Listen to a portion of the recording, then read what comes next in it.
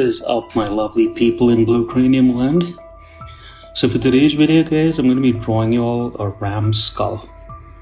And the inspiration behind this piece is definitely got to be the Dodge Ram truck logo.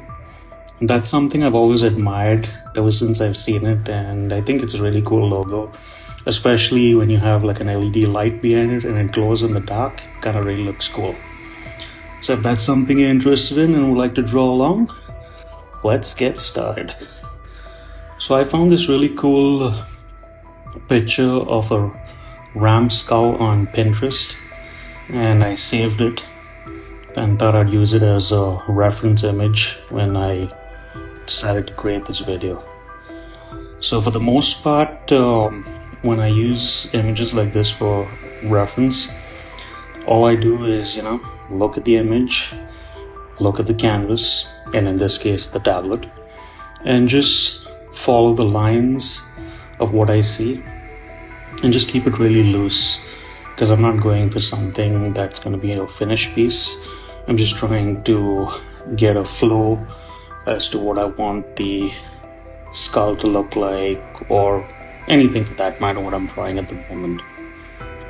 And the cool part about choosing this blue color is I always think of like as if I'm using a blue big point pen. So it kind of looks really cool, I think, in that aspect, and that's why I kind of always choose this to draw my rough drawings. So it kind of feels like, that you're drawing on paper, and so in some aspects, you can really push down on the stylus and it gives you a darker shade of the blue, and then in some aspects it just gives you the really fine looking light blue, or in this case a lighter version of the blue. If you're new to drawing and you're pretty much just following along, you don't have to choose this color blue. You can even use a black or a red, and any color that's dark, which you can turn the opacity down. So when it comes time to doing the actual inking, the image that you follow, or the rough drawing that you're going to be following, is something that you can see through and be able to do your actual final line work. So if you look at the reference image now, you'll notice that the eyes are a little bit kind of somewhat lopsided, because one eye is a little bit lower than the other eye, and I kind of wanted to leave the eyes out in this drawing, just so it could have like somewhat of a abstract look to it and not something that's more traditional in aspect. So this is another thing I like to do, is while I'm drawing, try to resize the image so that way it doesn't get too overwhelming for the canvas. And then for the horn over here, I just freestyled it and kind of did like a swoopy line, kind of like an S, and then just drew the lines around it to give it that nice beefy look that the horns have. And if you look at the reference image, the horns kind of have this nice textured look to them, almost like textured bricks. And in order to get that type of look, what I did was I just drew these guidelines, and the purpose of doing that is so that way I can kind of block out areas as to where I wanted the actual grooves of the actual horns to follow along or draw along. But yeah, drawing this or these lines also is pretty much just rough. I drew these curves. You could even draw it like as a straight lines, curved lines. It all doesn't matter. Use your imagination and go wild as this wonderful ram is. Drawing it in this grid kind of shape kind of gives it somewhat, I want to say like a uniform look, but not completely 100% accurate, or not completely what I was trying to say is where you don't want it to look like as if it's the exact same horn. So pretty much for this part, now to do the other side, what I did was I just made a copy of the first horn, turned down the opacity, and again just freestyled over it. The reason I didn't make the second horn the exact same is because when you look at a face or a skull and you look at it in detail, you'll notice there are these slight subtle changes, and the only way to tell it is by observing. So that's what I was doing over here. So that way there's a difference between the left horn and the right horn.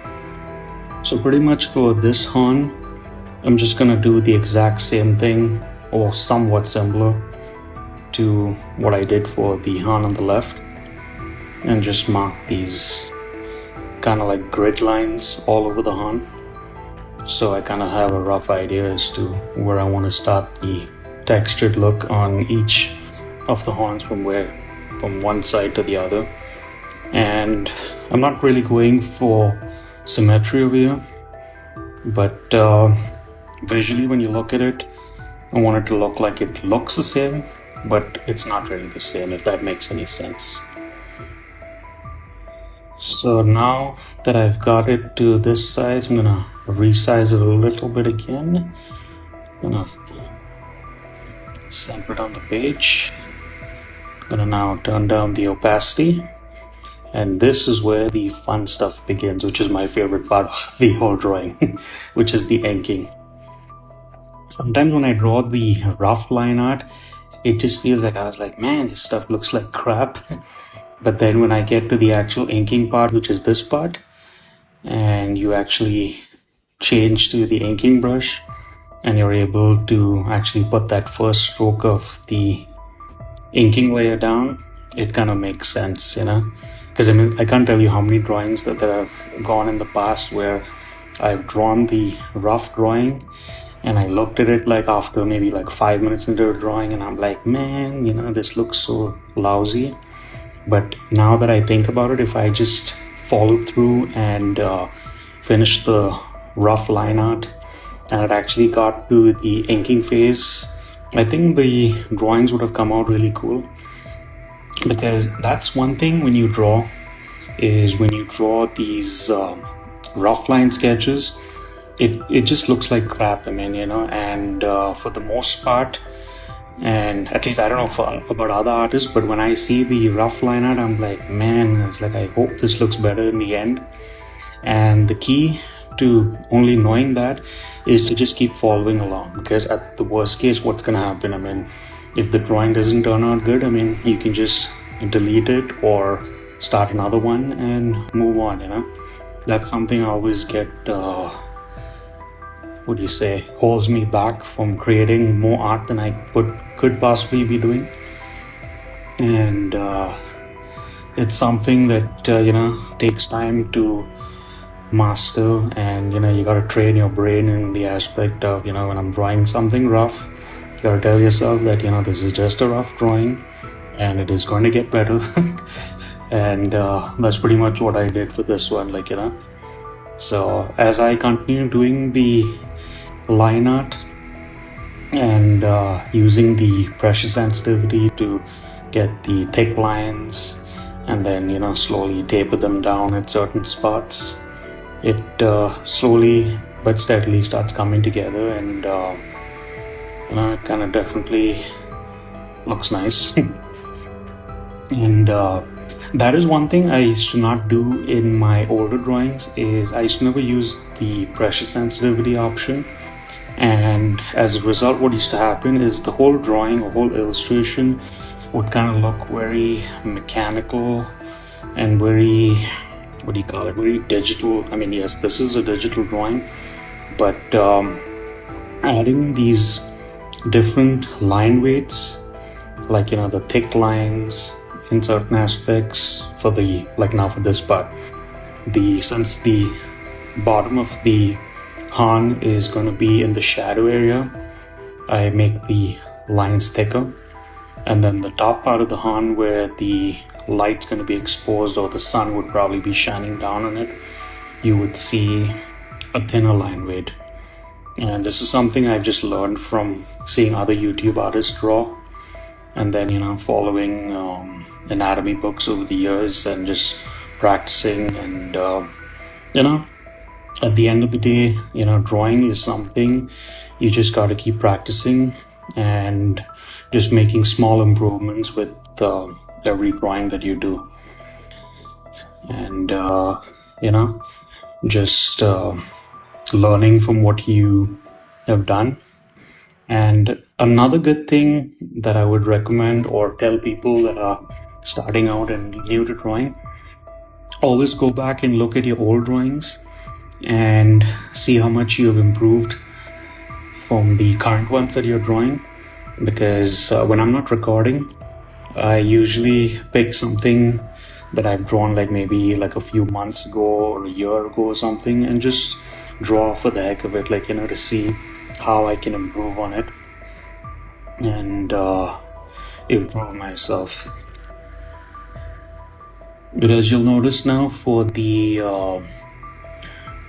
texture that I'm giving to the left horn is going to be completely different for the right horn. I mean, visually, when you look at the piece at the very end, they kind of look the same, but if you were to physically lay one horn on top of the other, you would be able to tell the difference, that there is a difference in the horn.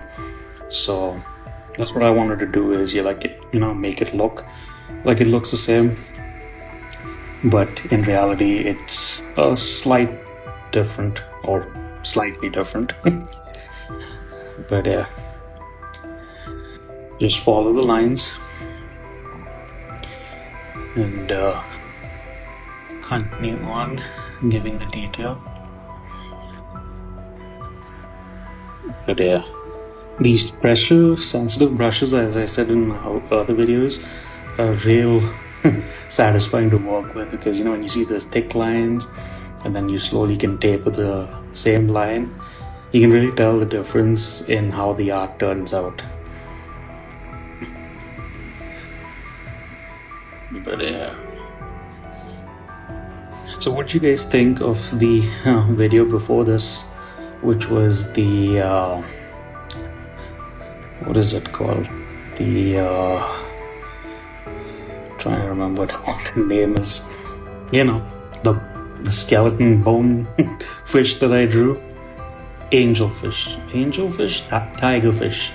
I don't know why it's called tigerfish, but so far from what I've seen, I mean, people look to be watching it and enjoying along, and hopefully drawing, because as I said, in I may have said this in my previous videos, is what I want to do for the channel is I want to make videos like this where I keep doing voiceovers and I can tell you all my process, and hopefully I'll be able to draw along with me and improve your art skills, or draw something completely different. So yeah, but yeah, something about drawing skulls and skeletons for me is very relaxing, and I think it's because of all the detail and all the texture that you see in each and every one. I mean, it's so different. I mean, not one skull or not one skeleton is ever going to be the same. There's always going to be these different textures and different,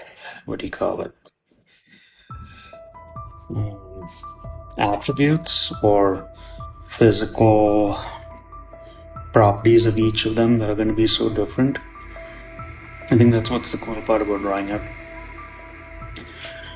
So if you look now, you'll see that the bones, or the horns are kind of coming together.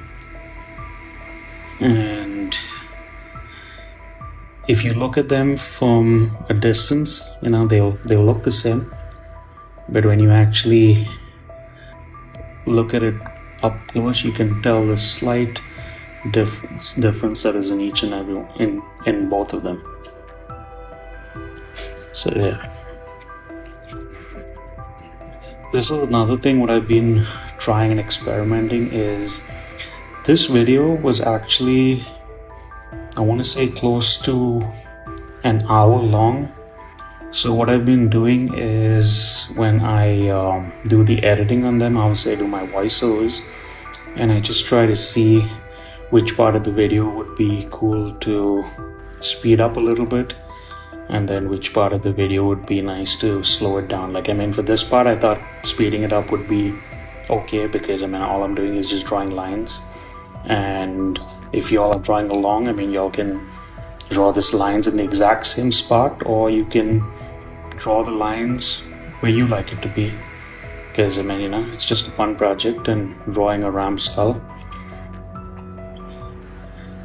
But I think your line placement definitely changes how the final image is gonna look.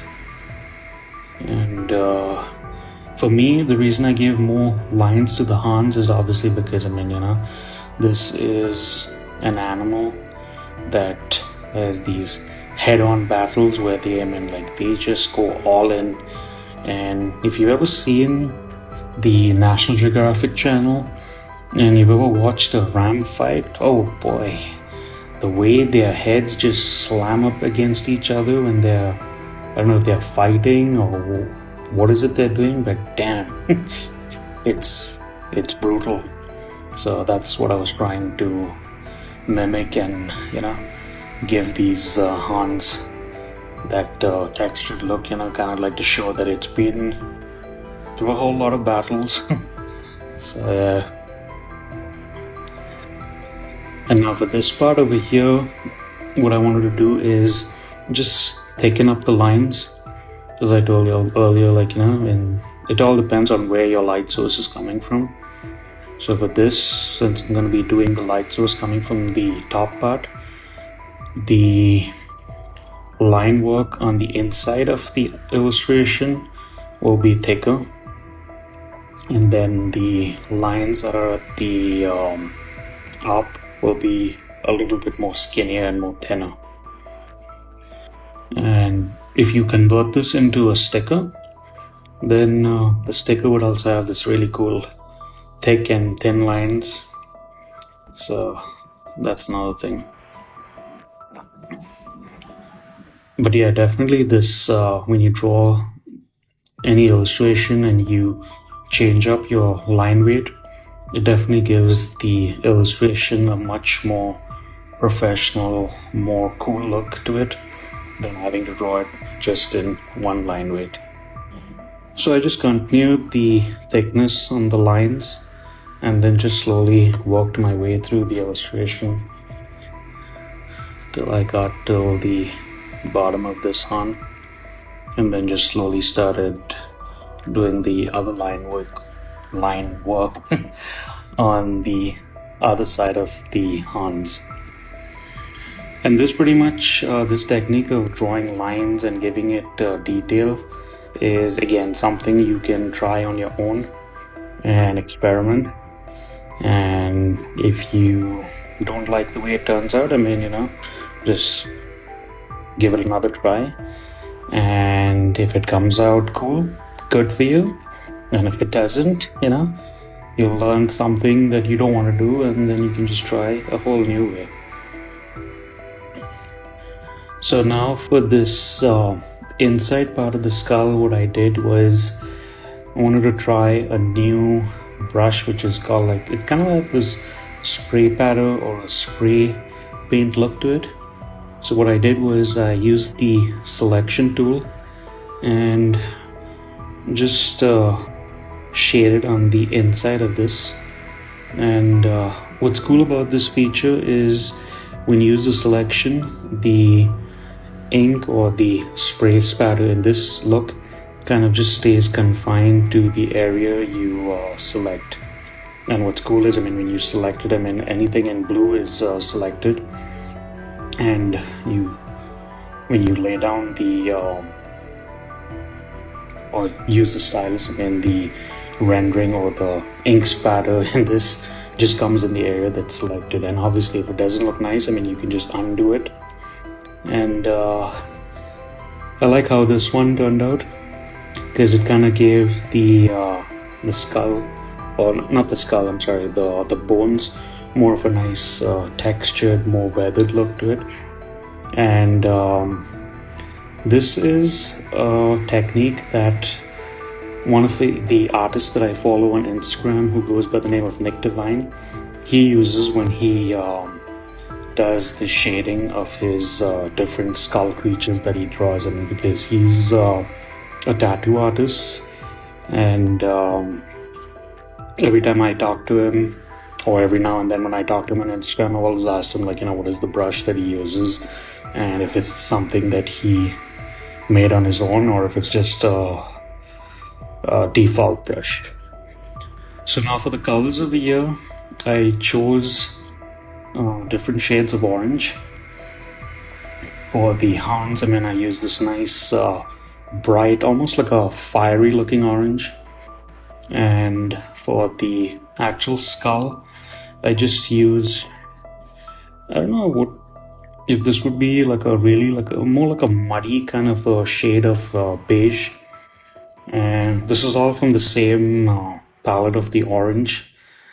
And for the other parts on the horns, which are white, I chose a more darker shade of the orange, so that way it would have a slight contrast between the two oranges. Not a whole lot, but just like a very subtle look.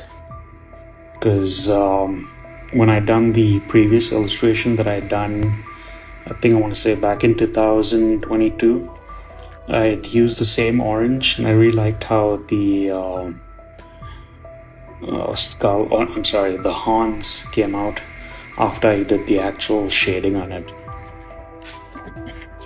So now for the shading, what I've done is, and this is something I've started doing in all my illustrations, is you make a new layer, and pretty much what you do is you select the color of the ink for the line art, and you turn down the opacity.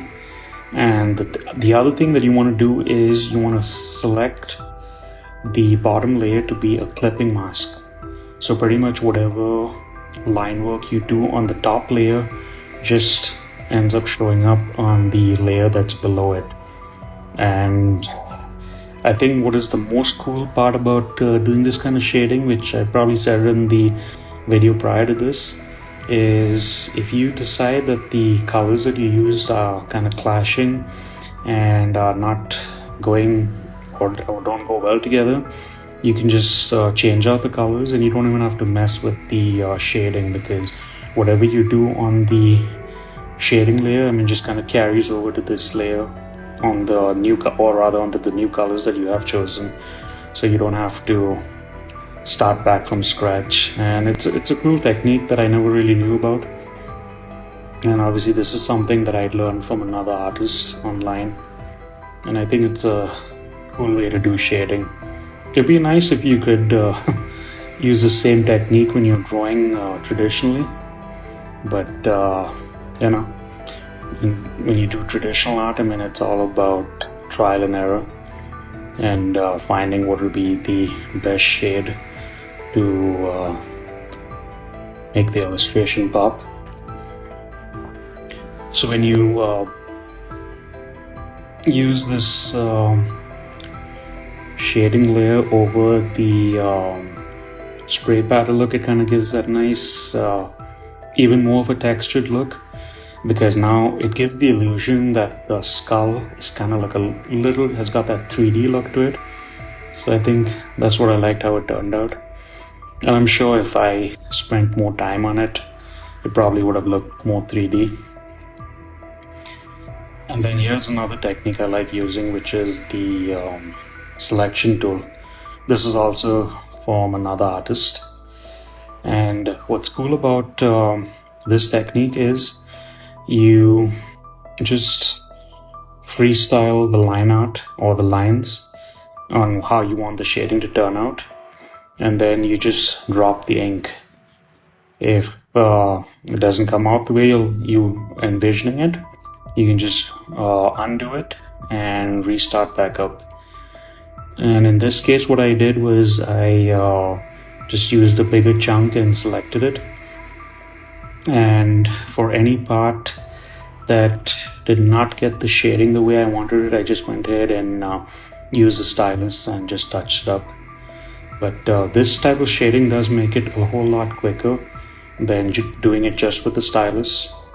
So you can get a whole lot of shading done in a fairly amount of time, or less time I should say, because this is something that really takes time when you're doing it in real time.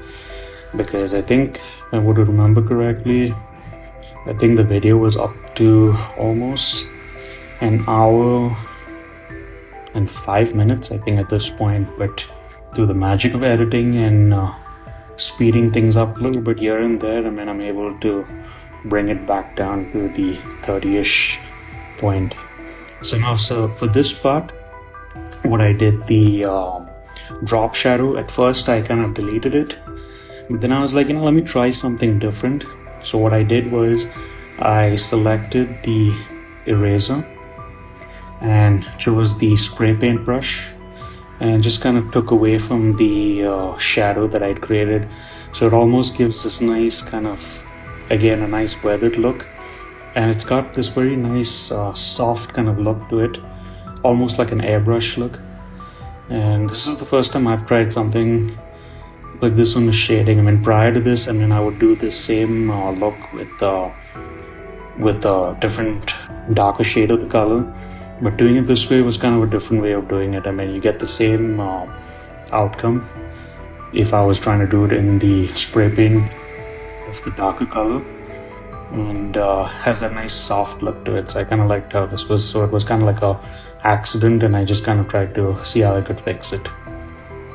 Well, it's digital, so I mean, anything's fixable. But the shading pretty much is something that y'all can definitely try your very own version and experiment and try different ways of shading things. Like for me, how I've learned my shading is just by observing other artists and seeing what is it that they do, because the shading definitely either makes the illustration really pop and have that nice bright look to it, or it either completely makes it look like that dull and muggy kind of color that you don't want, especially when you're using colors like orange and grays and yellows. I mean, you definitely have to use the right combination of shading and highlights to make the illustration really pop. So this is what I was talking about, like, touching it up with the stylus. And the zooming in and out, I mean, I know it's kind of a little bit of a pain to look at it going back and forth quickly, but it really helps you get the shading down to a, not really perfection, but I mean, it helps you look at the overall image and how it's going to turn out. So for the highlights of here, what I've done now is I just chose like a really soft color, like of the yellow, and I used the alpha lock on the flat colors. And pretty much what this does is, when I'm laying down this line art, it doesn't allow the color to go past the actual line work. And if I were to turn off the line art layer, you would just see that the color just stays on top of the actual flat layers. So that's another cool feature of drawing in Procreate, the alpha lock feature. And the purpose of that is, say if I was to change or make this or turn this drawing into a t-shirt design, all of the shading that I'm doing would pretty much stay on the flat color layer, even after turning off the line art layer. And when it comes to t-shirt design, obviously the less colors you use is more, and so that's another technique I learned from another artist. And all my stuff that I've learned over the years is from observing other artists, my grandpa, and trying different things. And that's the only way you can actually improve your art and get better. Is by trying, observing, and then just trying something different and seeing what the outcome is. If you like it, keep it in your virtual toolbox, and if you don't like it, find something different that you do like and keep on going. So I also kind of wanted to keep the same line, or not the line, but kind of like the same light looking highlight for the actual skull. So I kind of just kept the same color, and it doesn't have a very bold look to it, but it kind of gives it that nice supple glow. So I think that's what kind of looks nice.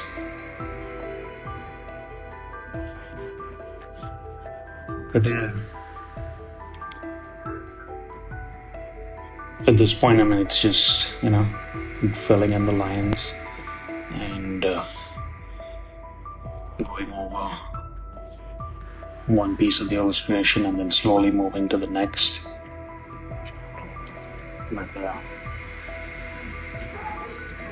So let me know in the comments, guys, if this is nice, if these type of illustrations help y'all, if y'all are drawing along.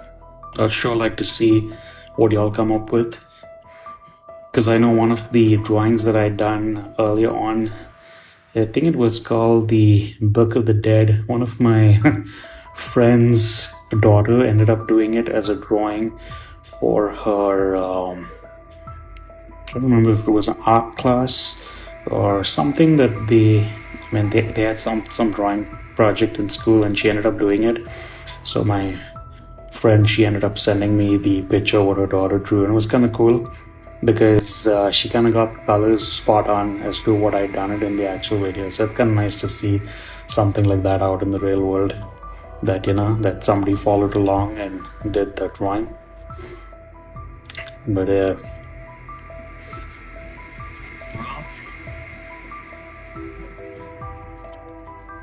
sometimes when you talk, you lose track of what you're gonna say. Because all I'm doing is now is just the highlights of here, and going over the areas that I didn't go over. Sometimes I think you can do way too much highlight, and then it just looks like the image kind of looks like it's lit up by neon lights. But it all depends. I think so far, in this, I kind of gave it like that nice supple glow look.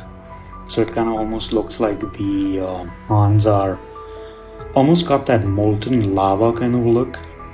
Like as if the ram was like, yeah, I'm mad, and my hands are on fire, and I've got that molten lava look. So that's it was not intended to make it that way, but that's what it kind of looked like. So yeah. Anyway, guys, we are coming close to the end. So, like always, keep creating, keep drawing, guys. I will see y'all down the road or on the other side. Hope y'all enjoyed this one, and I will see y'all in the next one. Bye for now.